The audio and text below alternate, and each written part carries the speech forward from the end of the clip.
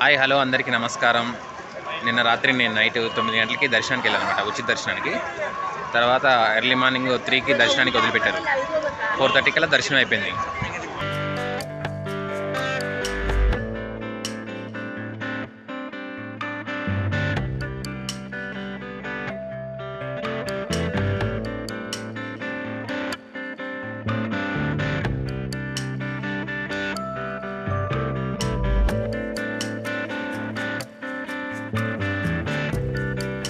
ఆహా! స్వామివారు నిత్యం ఎన్నో వేల రకాల పూలతో ఆయన యొక్క సేవలు అందుకుంటాడు. ఇక్కడ స్వామివారి సేవలు అందుకున్నటువంటి ఈ పువ్వులు ఎంతటి పుణ్యమో చేసుకున్నాయో.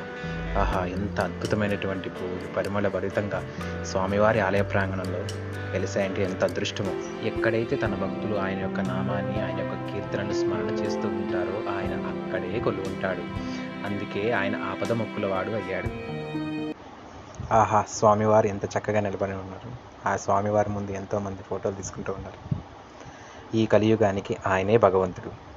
ఆపదలో ఉన్నవారిని, కష్టాలలో ఉన్నవారిని, అదేవిధంగా సంసార సాగరంలో మునిగిపోయి తేలలేని వారిని ఒడ్డుకు తీర్చే భగవంతుడు నారాయణుడు.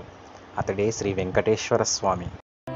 ఇక్కడ కనిపిస్తుంది స్వామివారి యొక్క నాద నీరాజన మండపం అన్నమాట.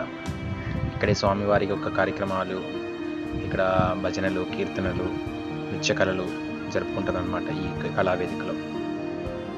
చూడండి స్వామివారి యొక్క ఆలయ ప్రాంగణం ఎంత అద్భుతంగా ఉందో చూడండి. ఈ కలియుగానికి భగవంతుడు నారాయణుడు, వేడుకొండలవాడ వెంకటరమణ గోవింద గోవింద.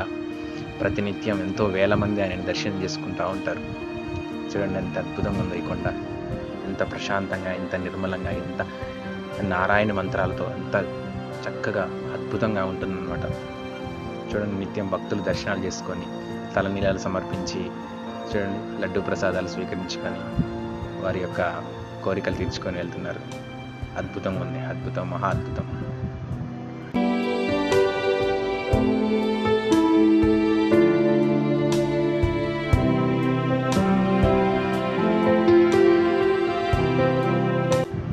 ఎన్నో వేల మంది భక్తులు ప్రతిరోజు నిత్యం స్వామివారి ముఖద్వారం ఎదురుగా హారతి కర్పూరం వెలిగించి కొబ్బరికాయ కొడుతూ స్వామివారికి మనస్ఫూర్తిగా నమస్కారం చేసుకుంటూ ఉంటారు. ఏడుకొండలవాడ వెంకటరమణ గోవింద గోవింద, ఆపద మొక్కులవాడ అనాథరక్షక గోవింద గోవింద, అడుగడుగు దండాలవాడ ఆపద్బాంధవ గోవింద గోవింద, ఆనంద నిలయుడా అతిలోక సుందరుడా గోవింద గోవింద. ఇలా ఒకటేమిటి, స్వామివారిని ఎన్ని రకాలుగా భక్తులు పిలుస్తుంటారో అసలు మాటల్లో వర్ణించలేం. గోవింద గోవింద. ఓం నమో వెంకటేశాయ నమః.